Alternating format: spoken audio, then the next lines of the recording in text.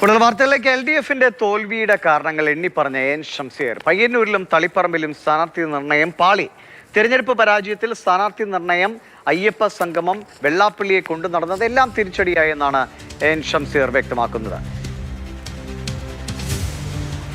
ഞങ്ങളുടെ സ്ഥാനാർത്ഥി നിർണയം പയ്യന്നൂരിലും തളിപ്പറമ്പിലും പാറി.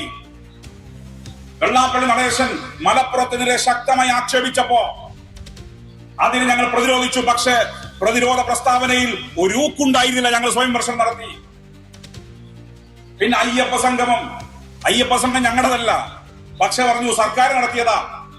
അയ്യപ്പ സംഗമത്തിൽ ഒരു കാരണവശാലും സ്വാമി ആദിത്യനാഥിന്റെ സന്ദേശം വായിക്കാൻ പാടില്ലായിരുന്നു. ഞങ്ങൾ വിമർശനം നടത്തി. പരാജയത്തിന്റെ കാരണങ്ങൾ കണ്ടെത്തി. ഞങ്ങൾ ജനങ്ങളോട് സ്വയം വിമർശനം നടത്തി. ഞങ്ങൾ പറയുന്നു, ഞങ്ങൾ ജനങ്ങൾക്കിടയിൽ പ്രവർത്തിക്കുന്നവരാ. രാഷ്ട്രീയത്തിൽ ജനങ്ങളാണ് യജമാനന്മാർ, ജനാധിപത്യത്തിൽ ജനങ്ങളാണ് യജമാനന്മാർ. ജനങ്ങൾ പറയുന്നു, സഖാക്കളെ നിങ്ങൾ തെറ്റ് പറ്റിയിരിക്കുന്നു, ആ തെറ്റ് ഞങ്ങൾ ഉൾക്കൊള്ളും, തിരുത്തും. മുഹമ്മദ് ഷഹീദ് വിവരങ്ങളുമായിട്ടുണ്ട്. ഷഹീദ്, തെറ്റുകൾ ഏറ്റുപറയുകയാണ് അദ്ദേഹം. ആളുകളുടെ മുമ്പിൽ എന്തൊക്കെ സംഭവിച്ചു എന്ന് പറയുന്നു. അപ്പോഴും പറയുന്നത് അയ്യപ്പ സംഗമം ഞങ്ങൾ നടത്തിയതല്ലാതെ ദേവസ്വം ബോർഡിന്റെ ആണെന്ന്.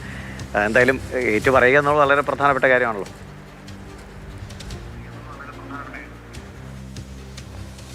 ദിവിഷ്, എന്തുകൊണ്ട് തോറ്റു, നിയമസഭാ തെരഞ്ഞെടുപ്പിൽ തോറ്റു എന്നത് സംബന്ധിച്ച CPM-നുള്ളിൽ കുറച്ച് കാലങ്ങളായി തോൽവിക്ക് പിന്നാലെ തന്നെ സജീവമായ ചർച്ചകൾ വിവിധ പാർട്ടി ഘടകങ്ങളിൽ നടന്നുകൊണ്ടിരിക്കുകയാണ്. പക്ഷേ അത് ഇങ്ങനെ തുറന്ന് പരസ്യമായി പറയുന്നത് അപൂർവമാണ്. ഈ party general secretary MA baby ഉൾപ്പെടെയുള്ളവർ തന്നെ EMS ദേശീയ സെമിനാറിൽ ഇക്കാര്യങ്ങളൊക്കെ ഒളിഞ്ഞും തെളിഞ്ഞും അദ്ദേഹം അത് പറയുന്നുണ്ട്. പക്ഷേ ഷംസീർ കുറച്ചുകൂടി വ്യക്തമായി കാര്യങ്ങൾ ഇന്നലെ പറഞ്ഞു എന്നുള്ളതാണ്. നിലമ്പൂർ കാളികാവിൽ നടന്ന സഖാബ് കുഞ്ഞാലി രക്തസാക്ഷി അനുസ്മരണ പരിപാടിയിലാണ് അദ്ദേഹം പാർട്ടി അംഗങ്ങളോട് ആ പരിപാടിയിൽ വെച്ചാണ് ഈ കാര്യങ്ങൾ തുറന്നു പറഞ്ഞിരിക്കുന്നത്. പയ്യന്നൂരിലും തളിപ്പറമ്പിലും പാർട്ടി സ്ഥാനാർത്ഥിത്വം നിർണ്ണയിക്കുന്നതിൽ പാളിച്ച സംഭവിച്ചു എന്ന് അദ്ദേഹം പറയുന്നു. ഒപ്പം തന്നെ നമ്മൾ പ്രസംഗത്തിൽ കേട്ട പോലെ തന്നെ മലപ്പുറം ജില്ലയെക്കുറിച്ച് വെള്ളാപ്പള്ളി നടേശൻ നടത്തിയ ഈ പരാമർശങ്ങളിൽ വേണ്ടത്ര രീതിയിലുള്ള പ്രതികരണം ഉണ്ടായില്ല എന്നുള്ള വിമർശനം.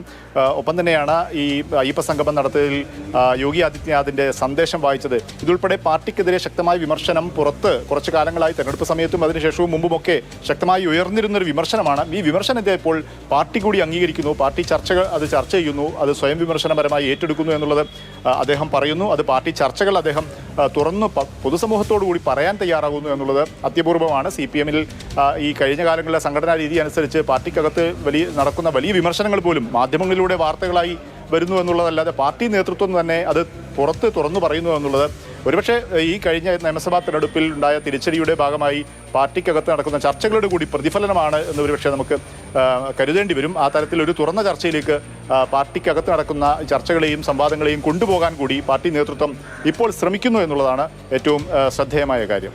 ദിവിഷ്.